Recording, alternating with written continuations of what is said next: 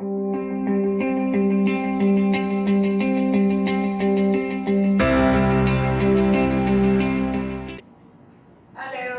we'll be continuing with chapter 30, which we started uh, yesterday, and I will recap what we have covered already for accounting fundamentals till yesterday's session. So to start off with, we had talked about that this chapter is about published accounts. So most of our discussion tends to revolve around limited company, public limited and private limited company, and particularly about a PLC.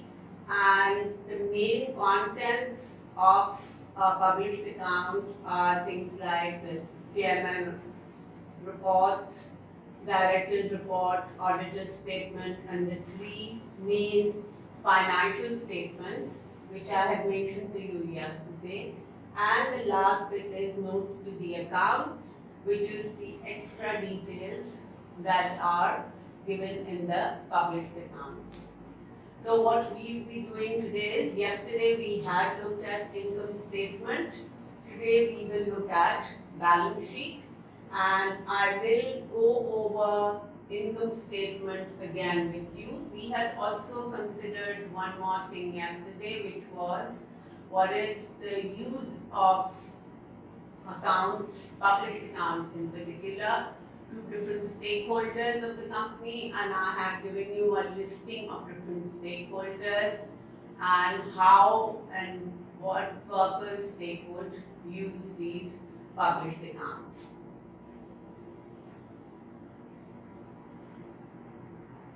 Now, main users could be individual stakeholder groups, business managers, banks, creditor, customer, government and tax authorities, investors, workforce, even local community. Each is looking at these published accounts for their own main purpose and objective. Managers because they need it for decision making, monitoring, comparison. Banks because they want to give loans to the business.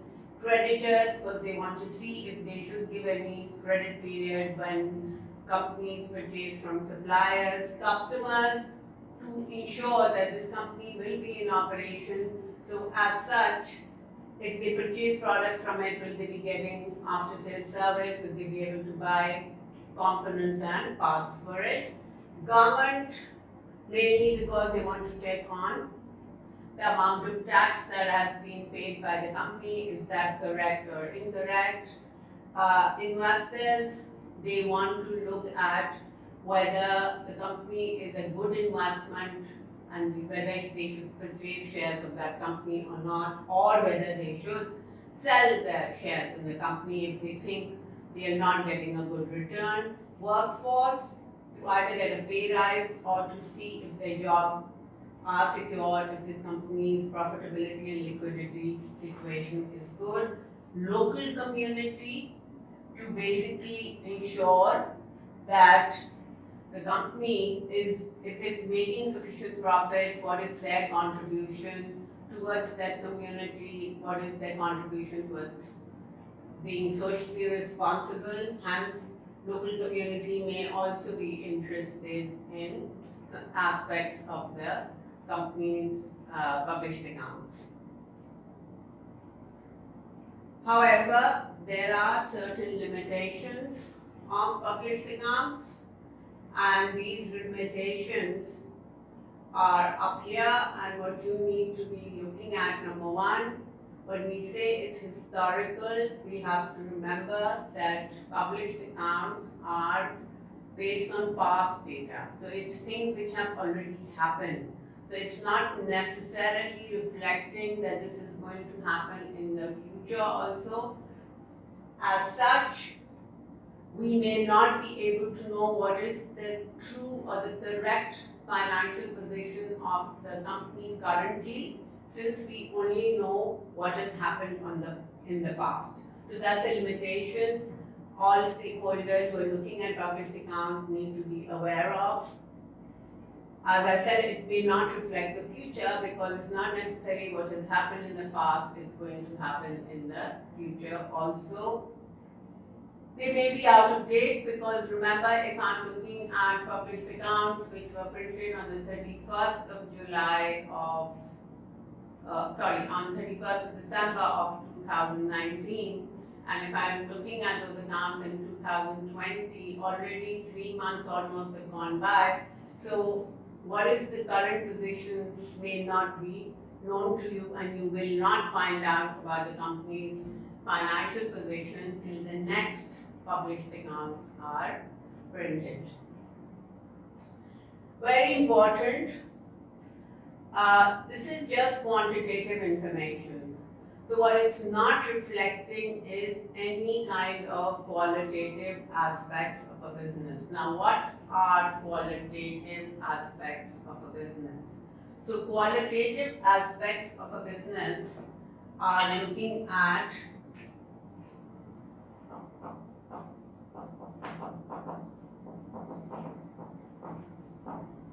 qualitative aspects. Look at one, capability of the management and workforce. We can't quantify this, it's very difficult to do that. Two, motivation level of the workforce.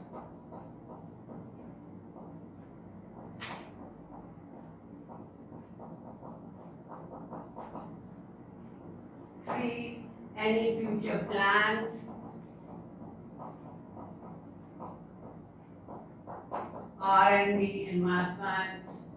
We may get a quantitative figure of R&D investment as expenses, but we don't know what is the quality of that research and development and how much of new product development a business may have done. So qualitative aspects like the capability of management and workforce is not going to be reflected on your financial statement. So this is just giving you some quantitative data. So it's important that we make decisions regarding investment or regarding any other, like for the bank, they will also look at what is the capacity of the company in terms of future growth, etc. What is window dressing? Now, window dressing, as the definition given here in the bracket shows you, is basically trying to make the company's financial records be more favorable. Now, what do I mean by this? Window dressing is a term which is originating from when you're passing, for example, in front of a shop, and the shop windows generally tend to be made to look very attractive. And the point of making the shop window look attractive is to encourage more customers to come into the shop. So when businesses use window dressing on their published accounts, they are trying to encourage more investors to put in money. And this window dressing can be done by using different methods of accounting. So what some businesses, I'll give you some examples of how businesses can use window dressing. So window dressing can be done by using different depreciation methods. These are different methods of how you're going to record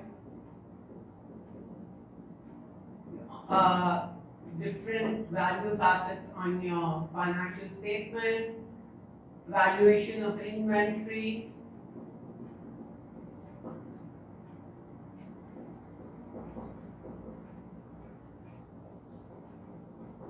so window dressing can be done in various different ways, and some of this window dressing actually is even allowed according to accounting standards and conventions.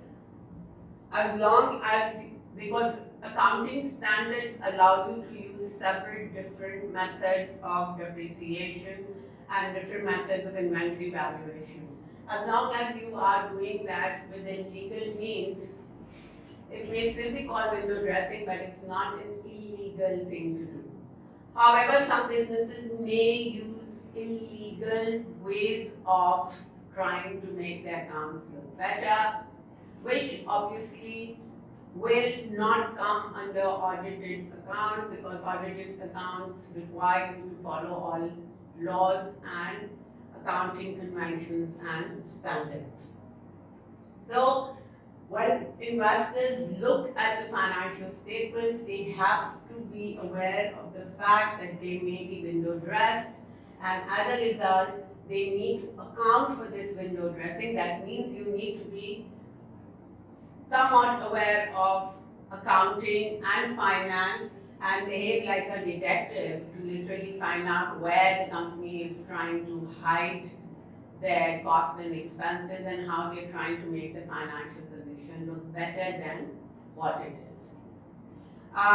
It may not have details of the performance of individual parts of a business. Now, what do we mean by individual parts? For example, if a company is making several different products, it may not be reflected in the published account how each and every product is performing in the market. Hence, we may have some products which actually are not doing very well and some products which are doing really well.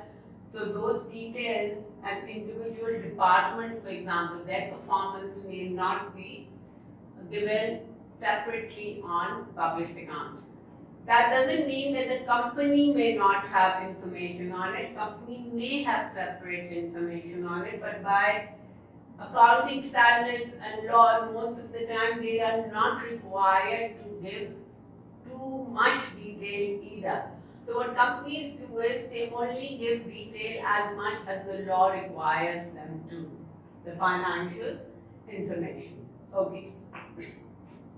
The three statements we started off with were income statement, balance sheet and cash flow statement, which are part of the published account. We have already seen what an income statement is. I will just go over it to recap it very quickly, and hopefully we will start with balance sheet in this session. Okay, income statement is also known as the profit and loss account, or it used to be called profit and loss statement rather, for a business, because this statement shows you whether the business is making a profit or is it making a loss.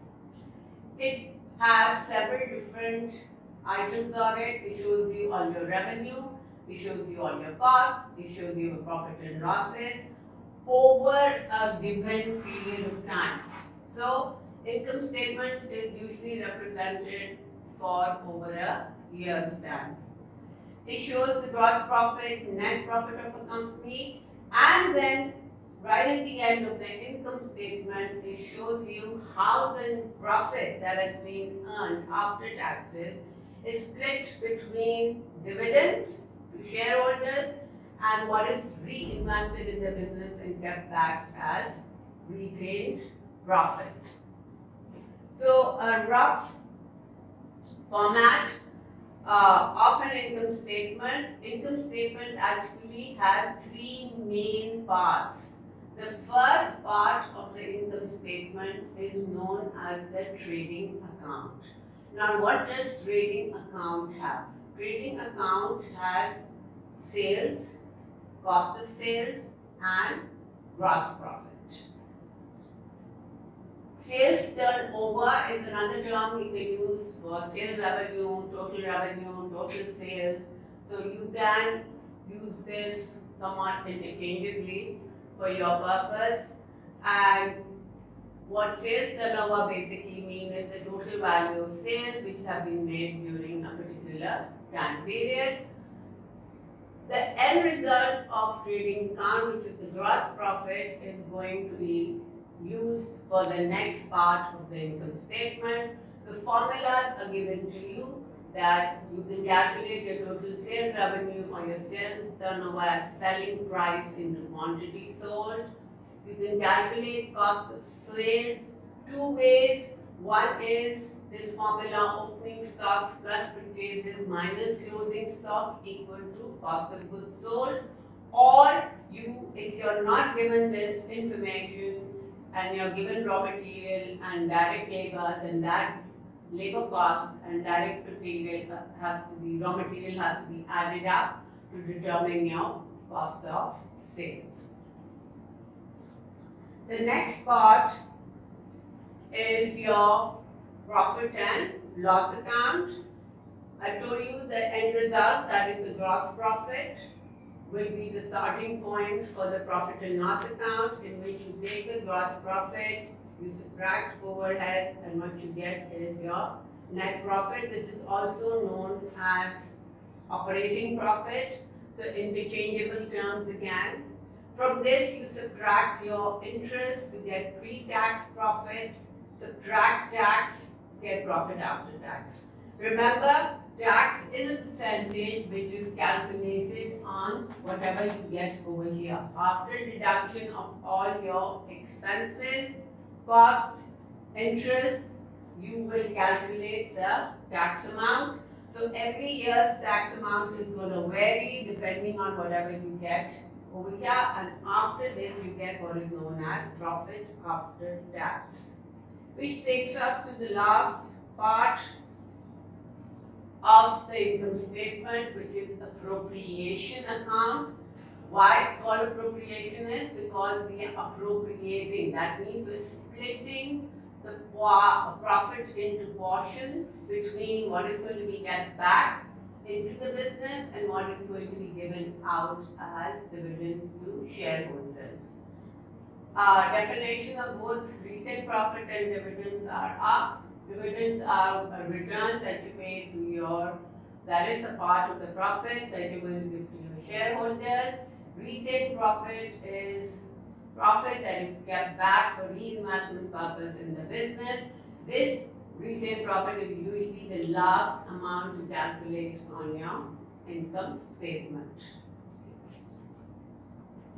So, an overall glance of the income statement, this is what it looks like. If you can see the portion, this is trading accounts, this is your profit and loss account, and this is your appropriation account. You don't need to write those on that, but you need to know that there are three main components in an income statement. Alright, what do we do with an income statement? How do we use it? Now there are many uses for it, and what you need to be looking at is that one, we can obviously use it to compare and measure our own performance. That is the business's performance over time. So you can compare it with past profits and past retained profits, past dividends, to see what is the trend that the company has been following. The other thing you can do is you can compare other companies, public limited companies' record to determine whether your performance in the industry is better than theirs or not. You can look at what we mean by expected profit levels. We mean what we had forecasted, what we had predicted. So we can look at our forecast profit levels with what we've actually earned and see where the difference is, and maybe try to understand what caused the difference. If it is higher, then we can see what is it that made it higher and can that be repeated. If it's lower, then you can try to amend your mistakes and errors so you can improve upon it. Bankers and creditors, we've already determined, need this information. Prospective investors need it. Very important over here, whoever uses this data needs to be able to differentiate between what is called as low quality profit and high quality profit.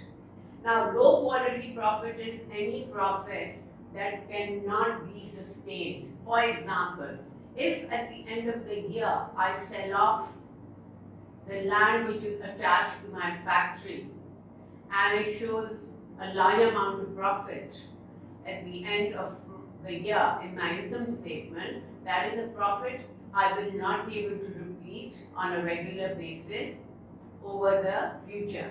High quality profits are basically profits you are earning which are resulted from the operations of the business.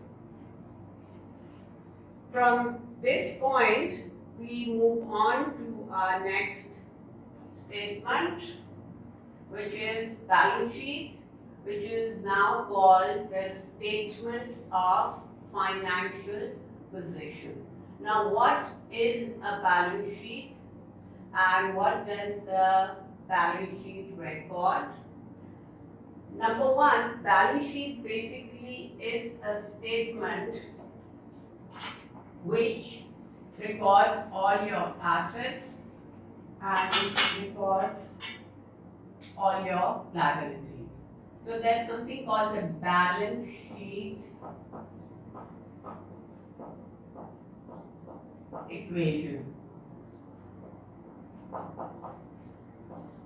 And this balance sheet equation is that assets are equal to liabilities plus shareholders' equity. And in a sole trader and a partnership, this will become the owners or the partners' equity. Now, what are assets? Assets are what the company owns.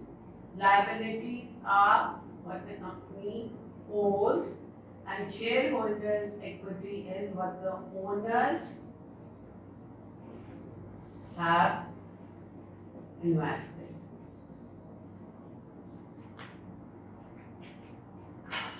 Now let's look at these. And let's look at our statement over here. We are saying it's a statement that records the values of a business, assets, liabilities, and shareholders' equity at one point in time. Now, what does that mean? At one point in time? One point in time basically refers to that at a specific period in time, that's what the financial position of the company is. So that means if we were to look at the financial position of the company the next day or after 1 week or after 1 month, it may not be what it was at the point that you had looked at it. For your purpose, what we are looking at is, which I had repeated to you before, emphasis is more on balance sheets, income statements for limited company and not those of sole traders and partnerships.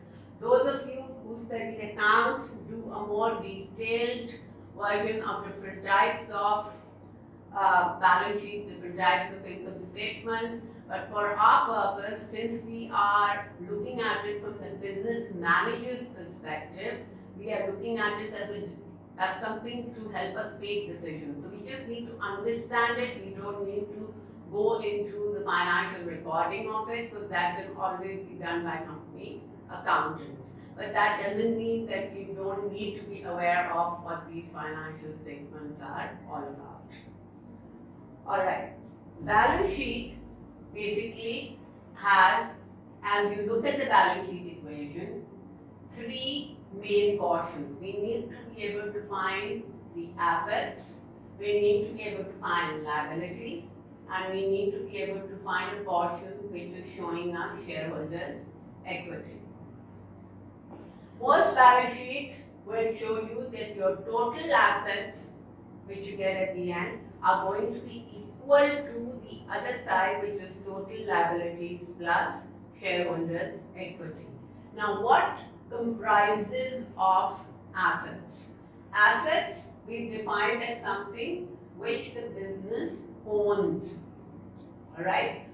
Which business can own many things. Business can own property, business can own vehicles, business can own equipment, furniture, fixtures, Business also owns inventories, accounts receivable, cash, and bank accounts. So all of these become part of what are known as total assets.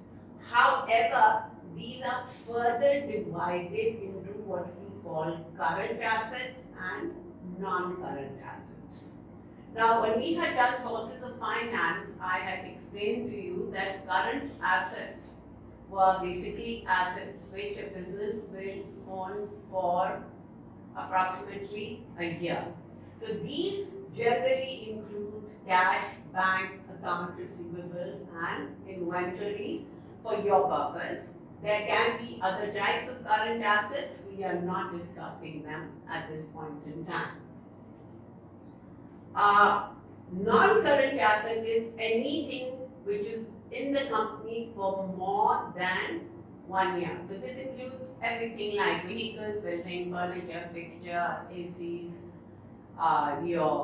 for the school, the boards, the lights, the fans. This will all become part of your non-current assets. What are intangible assets?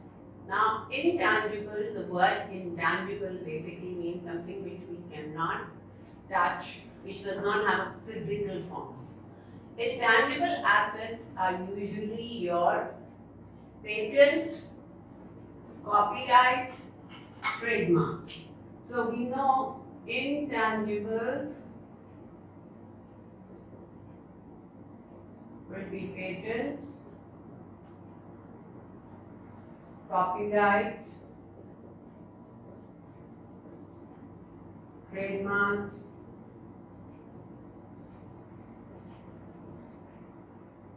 that do not have a physical form. Goodwill, sorry, I forgot to mention that, which is an important intangible.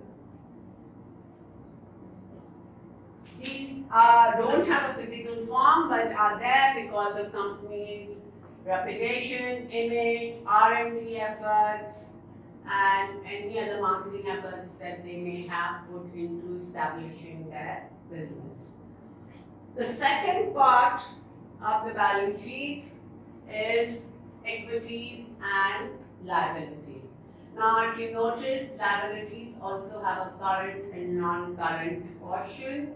Current, again, is referring to any liability. That is the money we owe, money we need to give back in a 1 year period of time. Non-current liabilities are anything which is going to stay with the business for longer than 1 year. So if you remember your sources of finance, this will include your leasing, your long-term loans, your hire purchase payments. All of hire purchase down payment will also become a non-current liability. Okay, so as a result, as interest is paid on the hire purchase and leasing, that becomes part of your current liability section. Okay, shareholders' equity will include share capital and retained earnings. Share capital is the shares that have been issued and what is the money that has been raised through it. Retained earnings are money that have been kept back, the retained profits. Retained earnings is another term for it. Retained profits that have been kept back in the business over the years will become part of your shareholders' equity. So you can see there is a connection between retained profit with income statement. The balance sheet and income statement are connected with one another through retained profit. When we add this side up, total equity and shareholders and liability, it will add up to 100,000, which was the same as the asset side, which was also 100,000. So balance sheet will have both sides to it. Liabilities, equity. What do you need to know for this? You need to know what all these terms mean for your AS level. You need to know just a general format of what a balance sheet looks like. You will not be asked to make a balance sheet from scratch. You will not even be asked to amend a balance sheet at AS level. What you will be asked is maybe to put in few missing elements in the balance sheet or to just get the formatting of it right. So I would recommend that you learn up the format, you know what all these terms mean. You also, very important, need to know what is the statement of financial position, what are its uses, what are its limitations. Now, same thing applies to your income statement. You will not be asked to make an income statement. You won't be asked to even readjust any amounts on the income statement. What you can be questioned on is to format one, and two, to fill out the missing value. This is some of the activities I had given to you yesterday, which I asked you to do. I hope you have done them. If you have done them, please can you post your answer on your WhatsApp group so I can check those and can give you feedback on it. I will finish this session for today at this point, and from tomorrow's session we will be looking at the usefulness of the balance sheet, and we will also start looking at some of the ratios that we have to do for our AS syllabus. Thank you.